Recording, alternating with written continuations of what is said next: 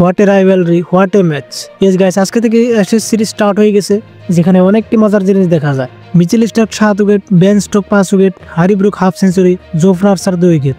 প্রথমে England batting করে, যেখানে মিচেল স্টার্ক ওপেনিংয়েই তার প্রথম ওভারের লাস্ট বলে জ্যাক ক্রাউলির উইকেটস নিয়ে ফেলে। তারপর বেন ডাকেট 21 রানস করে আউট হয়ে যায় স্টার্কের বলে।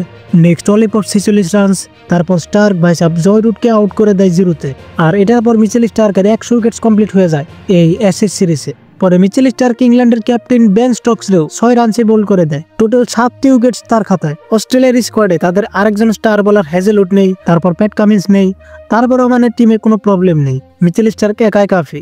সে তার টেস্ট ক্যারিয়ারে এই প্রথমবার 7টি উইকেটস নেয়। 2025-এ 8টা টেস্ট ম্যাচে 35 উইকেটস নিয়ে ফেলে। পরে অন্যদিকে অস্ট্রেলিয়ার ব্যাটিং এর সময়ও জোফরা আর্চার ওদের ওপেনিং উড়িয়ে দেয়, জ্যাক ওয়েদারওয়ার্ড আর লাবুসেন।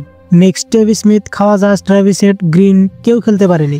ইংল্যান্ডের বোলিং থেকে Ben Stokes 5 wickets, Jofra Archer 2 wickets আর ব্র্যাডন কার্স 2টো। পরে ডে ওয়ানে 19টি উইকেটস পড়ে যায়, যেটা অ্যাশেজ সিরিজে 1909 রানের পরে এটা সবচেয়ে বেশি। বাকি শেষে অস্ট্রেলিয়া 49 রানসে ট্রেলে আছে আর অল আউট হতে একজন উইকেটস বাকি আছে। কালকে সেকেন্ড ইনিংস হবে, যেটা আরো মজাদার হতে চলেছে।